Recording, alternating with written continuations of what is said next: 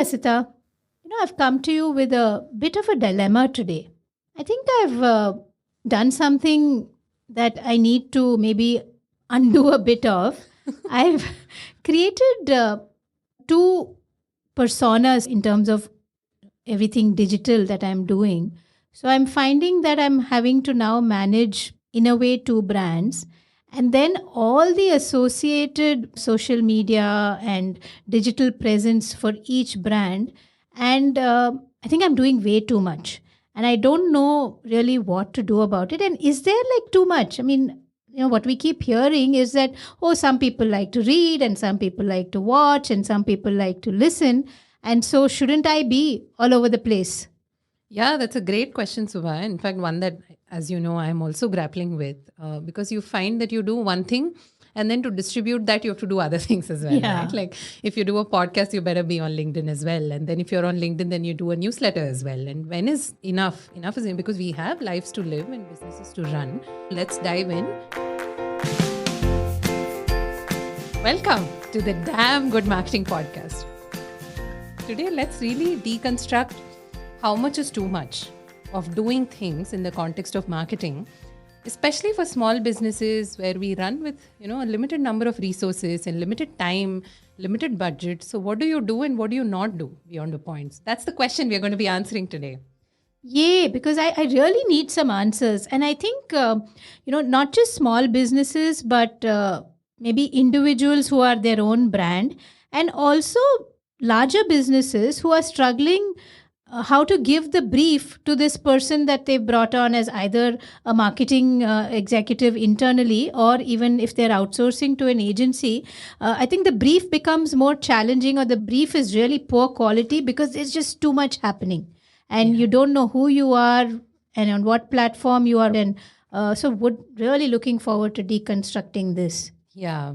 So in fact, this interesting problem of, I think, how much is enough, especially as you're growing, you want to be doing more things because that's how you tap into a new audience, right? Like through one medium, I may have found an X number of people, but if I have to 2X that, then I have to find people on other media and other channels where they hang out.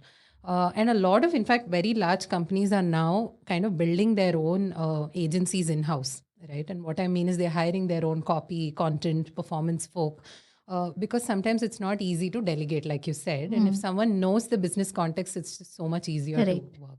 But of course, as small businesses, we don't have that luxury, right? Because expertise does come at a certain price point and a certain amount of time investment. So I think let's really break it down. And I would look at it not so much as an execution problem, because that comes much later, but as an identity issue, right? So in saying that, I have a Raincraft handle and I have work that's happening there, and then I have a coach handle and there's work that's happening there. What in your mind is the separation between the two? How are they different from each other? Yeah, and I think, like you said, identity, because like many businesses, I didn't really start out with multiple identities, right? So I started out with a brand, Raincraft, under which I was doing multiple things. And over the years, as that work has, gone in divergent ways and then found consolidation, and then now there's a new identity that has just evolved on its own, right? So I find myself as Coach Subha in many situations where me being the coach is what's important, and whether I have my own firm and whether there's a Raincraft, etc., is not so critical to really put out there. And so on its own, this Coach Subha persona has given birth. And like you said, it's still very much a part of Raincraft, but it can exist on its own also. So now the challenge is, do I let it grow on its own and then now I have two things to manage? Or do I keep reminding the audience that, hey, we are actually one. Hey, we're actually one, which is tedious in itself. Yeah. So I was in a webinar the other day, Subha, with somebody that I consider a brand strategist of great repute. And incidentally, his was the first webinar I attended when the pandemic hit. And the fact that I'm still continuing to attend says something about him, right? His name is Mark Ritson. And he talks about this very famous concept in brand strategy, which is branded house and house of brands. And those are the exact opposite of each other, in that a branded house is one entity under which you do whatever it is that you want to do. A good example of that is probably Apple, right? So whether it's a Mac, whether it's, Apple TV, whether it's something else, finally, whether they're selling services, products, hardware, the whole thing is Apple, right? That's a branded house. And a house of brands is something like your FMCG companies, like Unilever has multiple brands within it. And each brand kind of takes on a life of its own. For small businesses, I think it's very important to focus and zero down on the branded house side of things and build as much as possible into one entity, right?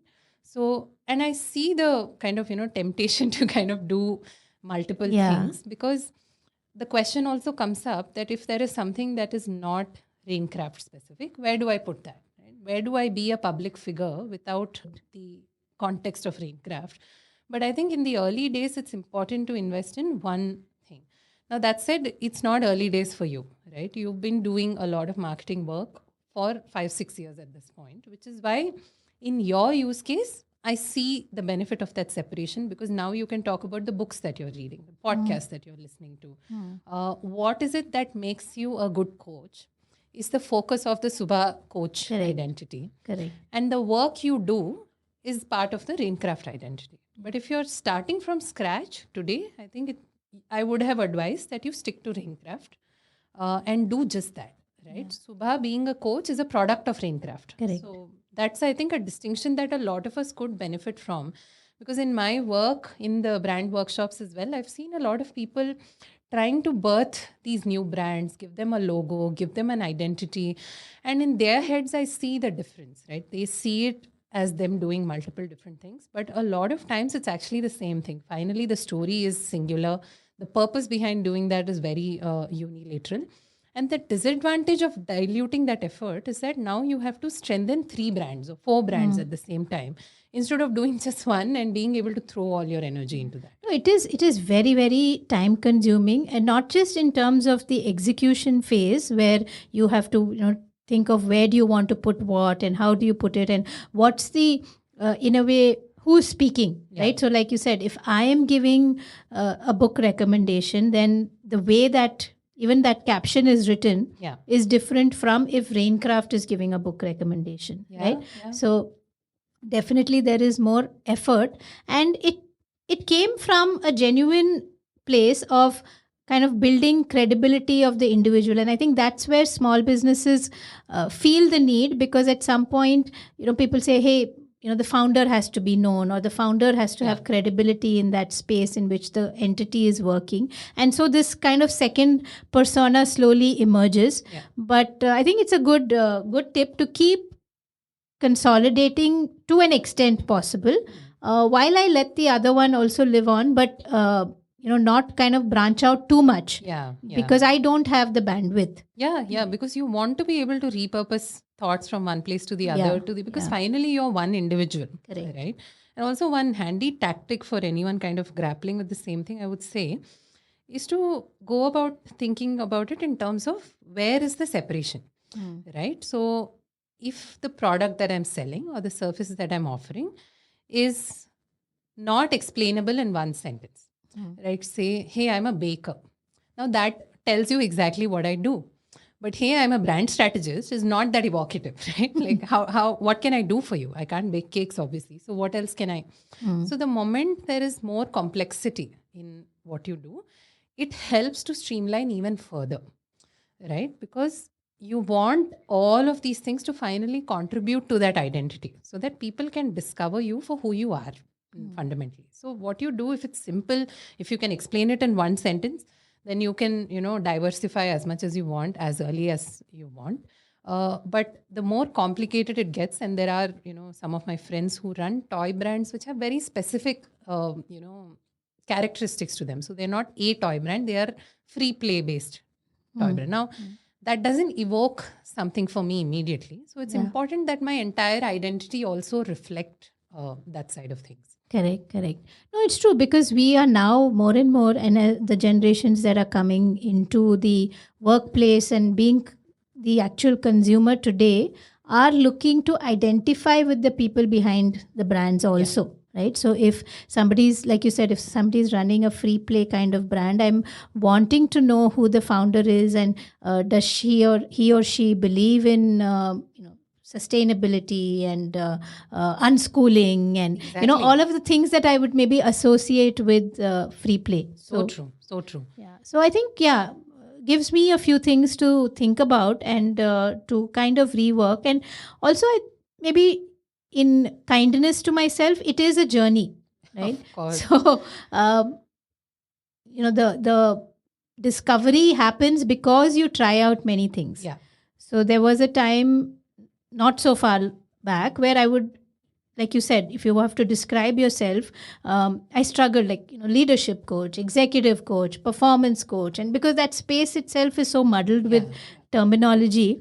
And today, over a period of time, I've realized, okay, all of that converged to the career space, right? And so I'm okay and happy to just say career growth coach. So that also was a journey where it was career coach, and that meant different things to different people.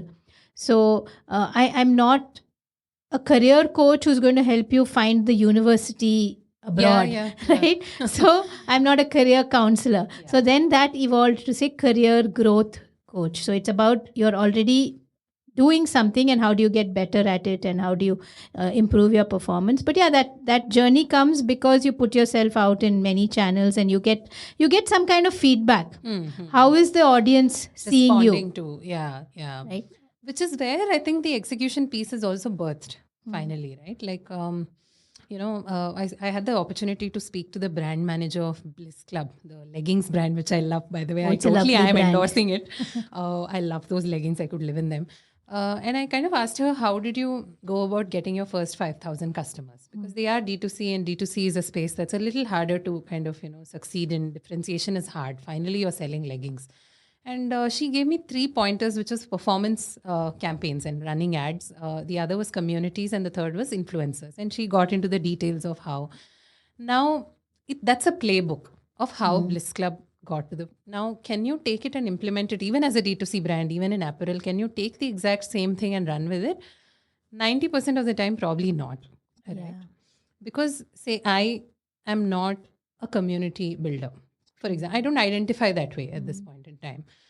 So for me to say, okay, I will, put myself through the lathe machine of building communities is probably not going to end very well, right? So how many of these things are we doing because the world is telling us that, and we saw that with Instagram Reels quite a bit, because suddenly every content creator felt pressure to build short format content. Correct.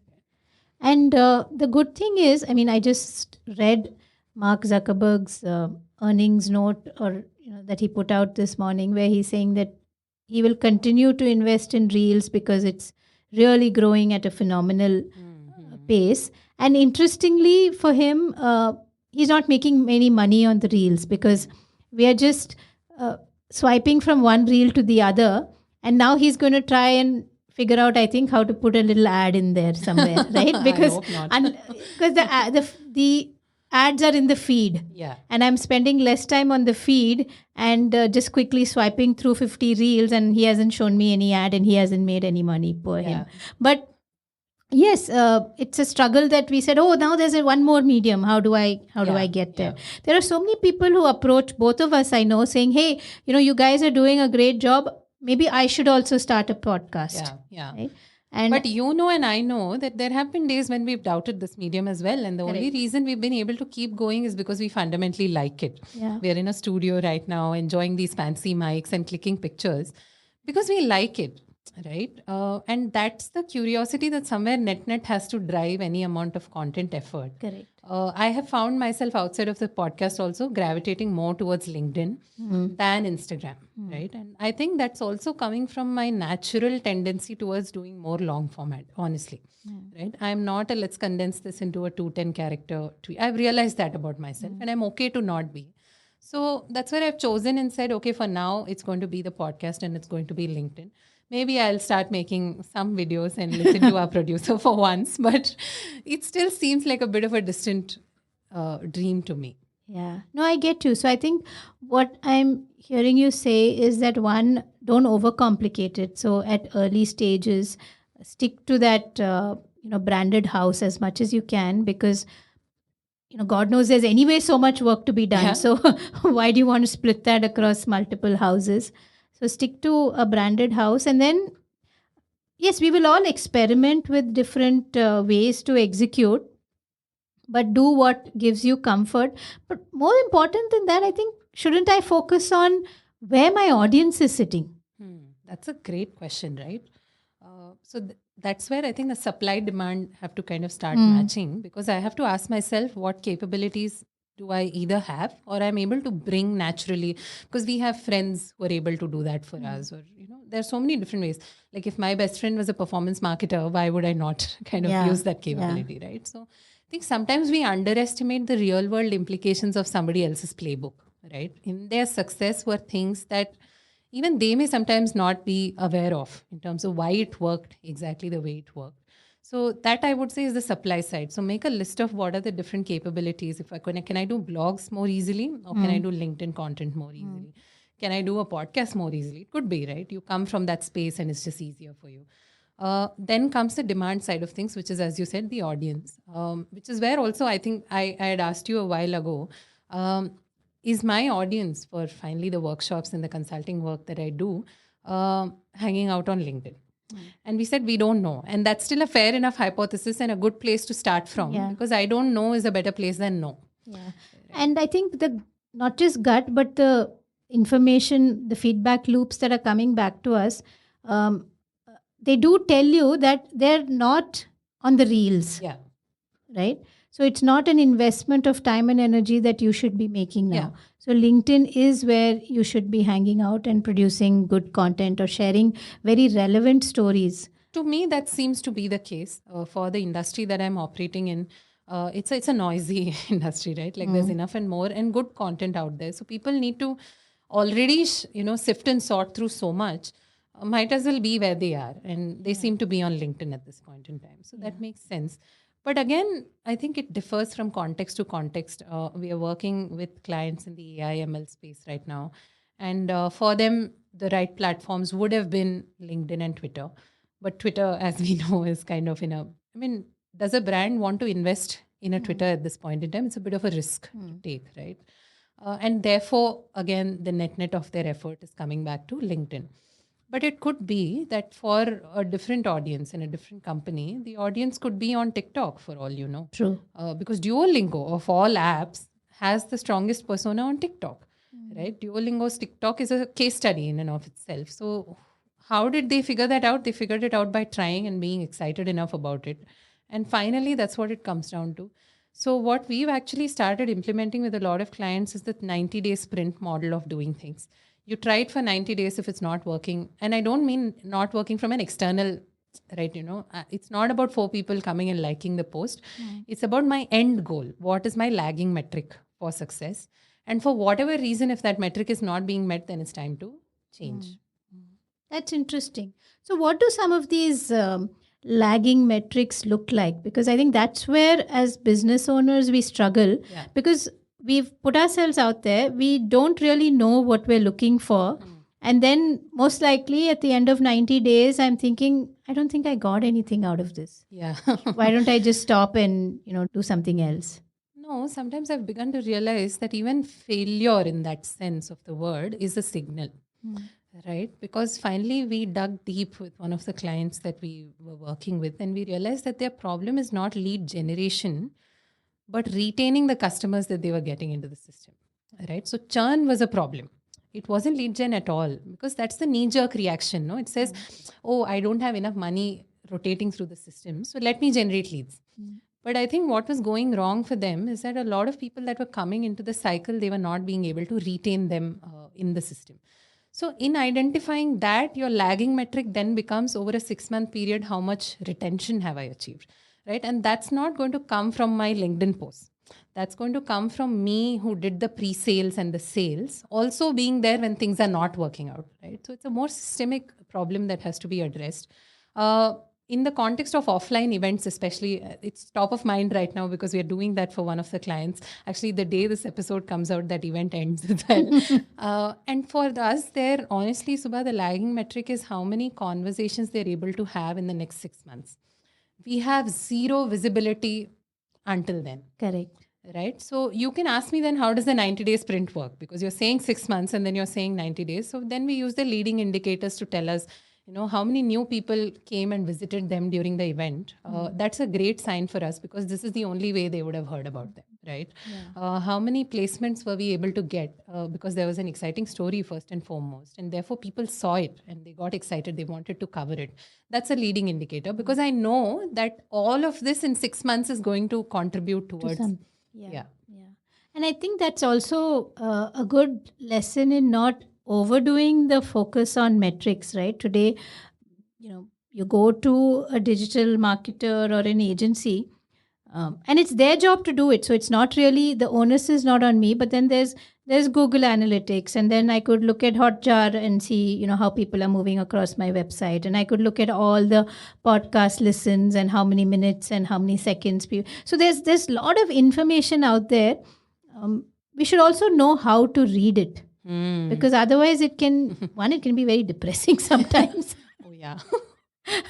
And you can just walk away with the wrong output in a way. Yeah. I think incremental progress really gets lost in the obsession with metrics a lot of times, right? Because your first 3-4 LinkedIn posts are going to do nothing. People are watching. People are saying, hey, here's somebody new. He's got ideas, he or she. And they're putting themselves out there. I don't know if I like it. And frankly, how many of us are geniuses from our first post onwards? God knows we've all evolved, right? So what you have to really track, and this has been true for us and a lot of clients that we work with also, is to say, am I meeting my end goal?